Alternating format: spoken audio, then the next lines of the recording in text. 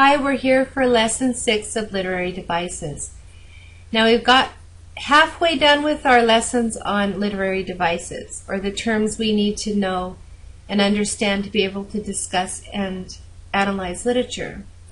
So let's quickly review. We have plot in our first lesson. We looked at conflict in our second. We looked at timing of a story.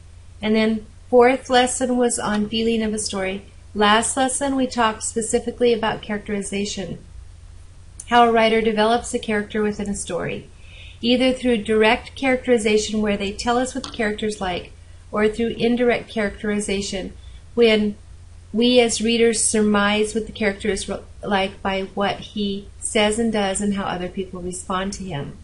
We also talked about the labels that we have for characters. We have a protagonist, antagonist, and subordinating characters.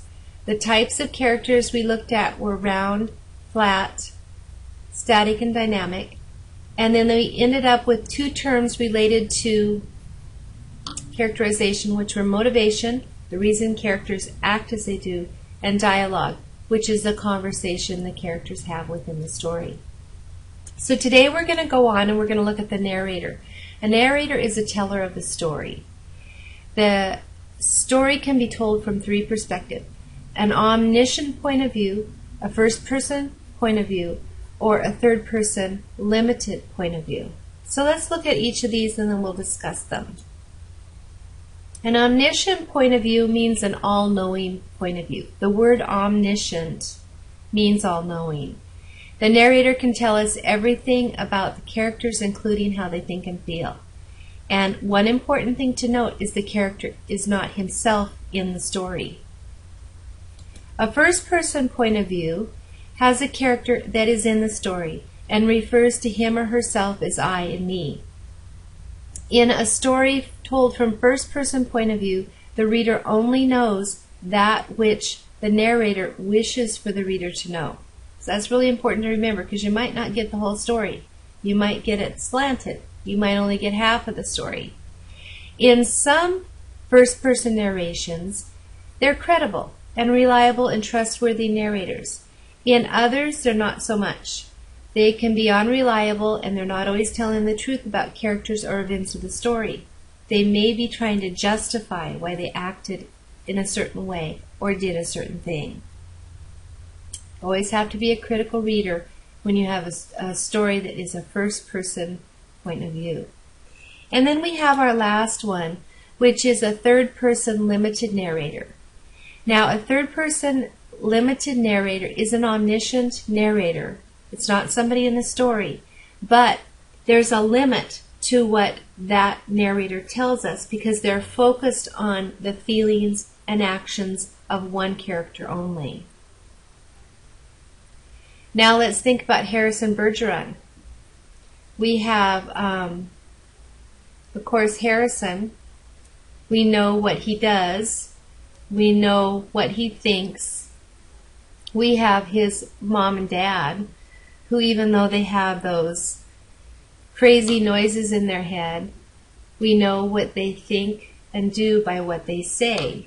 They can't think very much, obviously. And of course, and then we have the government official, who we obviously can tell what she thinks and feels by what she says and does. So it's all indirect characterization, but it's told from an omniscient point of view.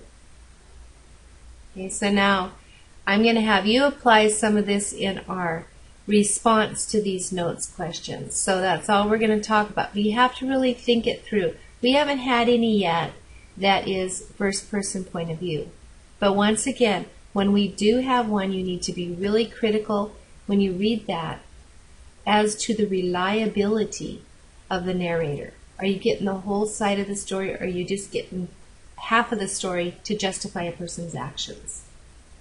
Now there's a couple words that we need to know in relationship to narration and point of view, and you already know a couple of them. So we have diction, which you already know. It's the narrator's choice of words. We have tone, which is the writer's attitude toward the subject, toward the characters, and toward the audience, which you already know. But one thing I want to point out about tone here is the tone of a story can be described in one word. It can be humorous, it could be serious, it could be sad, it could be sarcastic, it could be sympathetic. But usually the tone could be described in one word. And then we have voice, which is new for you. Voice is the writer's use of language and overall style, which is created by that tone and created by his diction or word choice. Okay, so our three types of point of view are omniscient point of view, where our narrator is not in the story himself or herself, knows everything about the characters, including their actions and their feelings.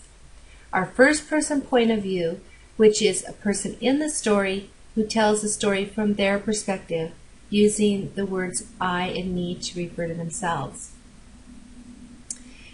Then we have the third person limited narrator, which is like the omniscient, except the all-knowing is limited to one person. That's why it's third person limited. Okay?